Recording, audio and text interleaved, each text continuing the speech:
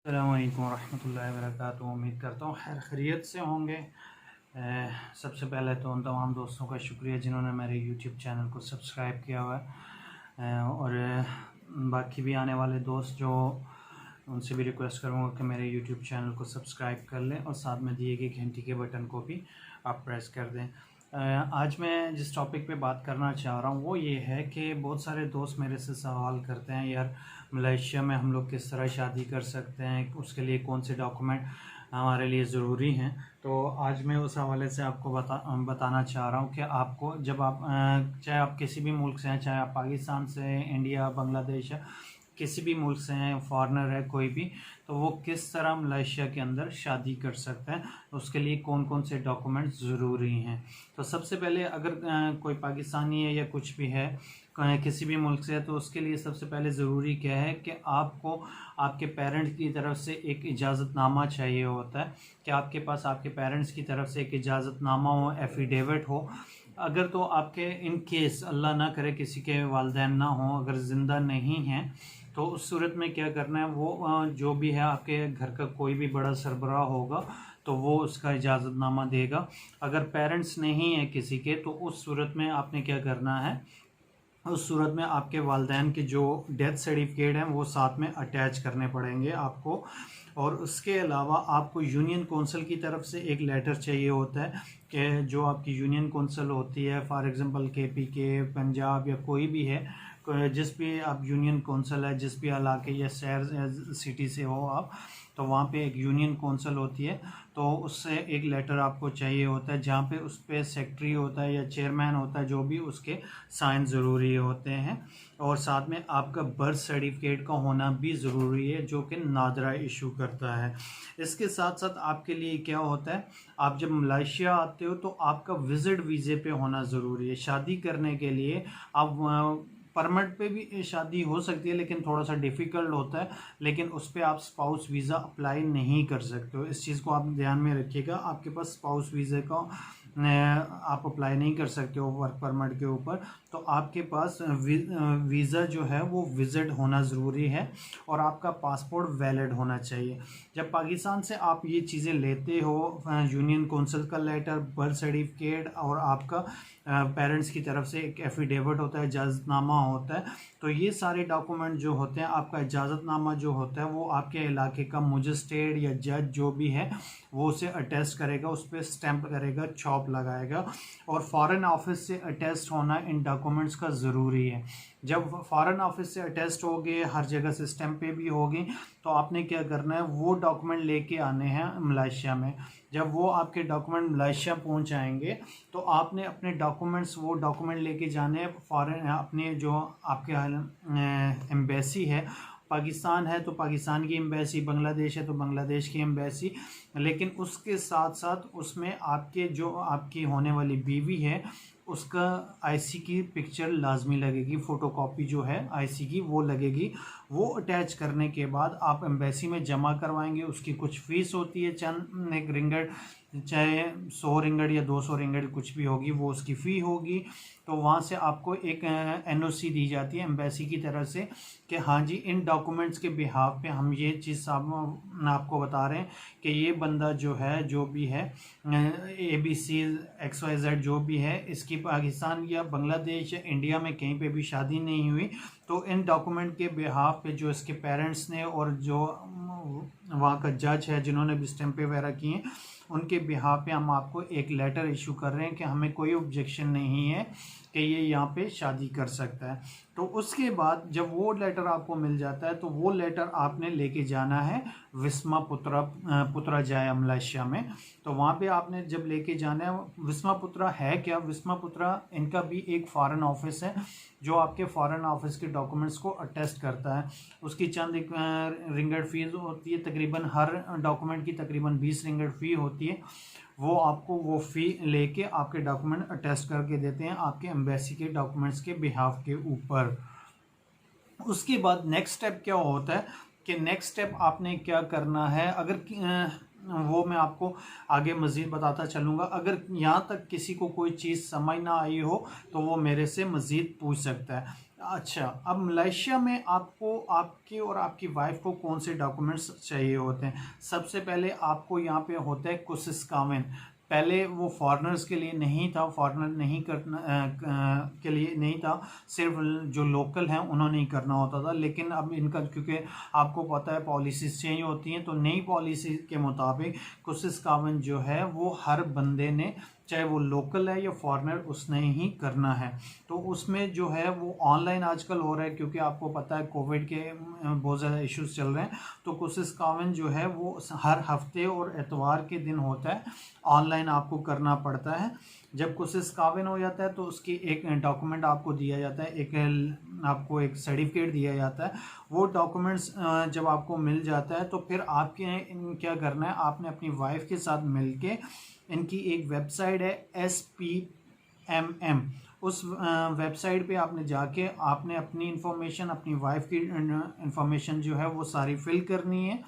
वो फिल करने के बाद वो सारी जब आप फिल करेंगे तो उसमें आपने जो भी आपका अंतरण या कुछ भी है, जो चीज़ें आपकी डिसाइडेड हैं, वो आपने उसमें से उसमें मेंशन कर देना है और उसकी आपने कॉपी करनी है। कॉपी और आपने कोशिश ये करनी है कि उसकी 2 कापियाँ आपने करवानी है, एक भी नहीं, 2 कापियों के प्रिंट लेने हैं, ताकि आपको आगे भी वो ज़रूरत पड़ेगी। तो 2 कापियाँ हर डॉक्यूमेंट्स की आपने 2-2 कापीज़ करवानी ज़रूरी है।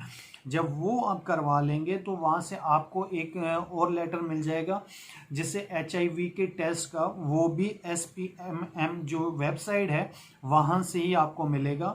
वहाँ से आपने अपनी अपॉइंटमेंट लेके अपना जो है कोविड टेस्ट करवाना, HIV टेस्ट करवाना है। और HIV टेस्ट करवाने के बाद आपने जाना है इमिग्रेशन पुत्रजाया, वहाँ से आपने एक सूरह इमिग्रेशन लेनी है। सूरह इमिग्रेशन के बिना आपकी शादी नहीं हो सकेगी। आपने इस चीज़ को याद रखना है कि उसमें सूरह इमिग्रेशन का एक फॉर्म मिलेगा आपको जब आप इमिग्रेशन में जाएंगे, तो उस पर आपने सारी इन्फॉर्मेशन फिल करनी है और साथ ही साथ आपने अपनी और अपनी वाइफ की जो तस्वीर है उस पर अटैच करनी है। वो उसके 2 डॉक्यूमेंट आपको मिलेंगे, 2 पेज आपको मिलेंगे। दोनों को फिल करने के बाद उसकी आपने कापियां करवानी है। एक इमिग्रेशन के पास रह जाता है, एक इमिग्रेशन जो है आपको स्टैम्प करने के बाद आपको वापस कर देती है। वो आपने स्टैम्प करवाने के बाद वहाँ पे वो इमिग्रेशन आपका पासपोर्ट, आपकी बीवी का IC जो है वो भी आपसे सबमिट करेगी और वहाँ से 1-2 घंटे में आपको सूरह इमिग्रेशन मिल जाती है। सूरह इमिग्रेशन मिलने के बाद आपने नेक्स्ट स्टेप क्या करना है, आपने जाना है जोरू निकाह के पास। आप जिस इलाके या जिस जगह में आपकी वाइफ रहती हैं, जहाँ पे आपने निकाह करना है, तो वहाँ पे चाहे वो स्लांगोर है, चाहे वो KL है, या कोई भी एरिया, या किड्डा है, कहीं पे भी है, तो वहाँ पे जो भी करीब में मस्जिद होगी वहाँ पे जोरू निकाह के पास जाके आपने वहाँ से लेकिन एक चीज़ का और ख्याल रखना है, जोरू जो निकाह जो होता है, जिसे हम लोग अपनी ज़बान में कहते हैं कि यार निकाह पढ़ाने वाला जो इमाम है, तो उनके पास आपने जब जाना है तो अपने जो आपकी वाइफ का वकील होगा, जो वाली होगा, उससे साथ लेके जाना है, क्योंकि उनके IC की कॉपी बीच में अटैच होना ज़रूरी है। जब वो वहाँ पे जाएंगे तो वहाँ से डॉक्यूमेंट्स पे वो आपके डॉक्यूमेंट चेक करने के बाद, आपके वाली से पूछने के बाद, जो आपकी वाइफ का वाली होगा उससे पूछने के बाद आपको स्टैम्प करके देंगे। तो वो स्टैम्प करवाने के बाद आपने जाना है इकामा इस्लाम, जो भी आपके इलाके का इकामा इस्लाम होगा वहाँ पे आपने जाना है। इकामा इस्लाम आपके सारे डॉक्यूमेंट चेक करेगा।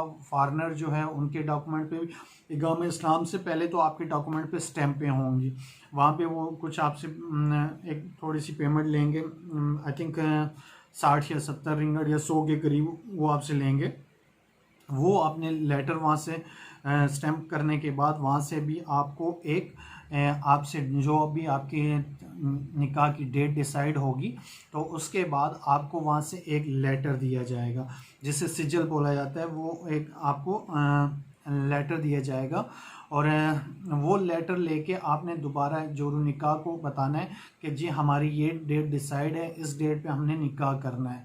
तो जोरू निकाह जो भी होंगे वो आपको आपका निकाह करवाने के बाद आपको एक लेटर इशू कर देंगे, जिस पे आपकी तारीख, निकाह, सारा कुछ किस टाइम पे क्या हुआ, उस पर उसकी साइन स्टैम्प लाजमी होंगे, तो वो आपको वो दे देंगे।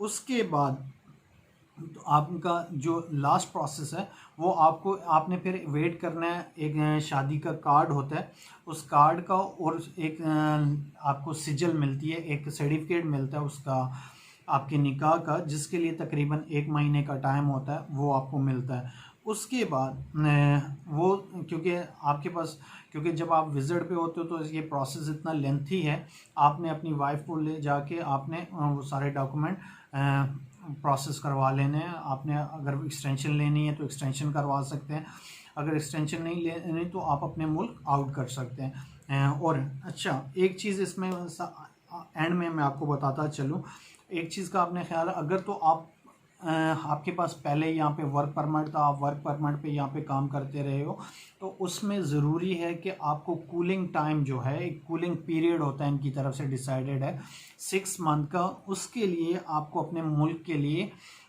आउट करना ज़रूरी है।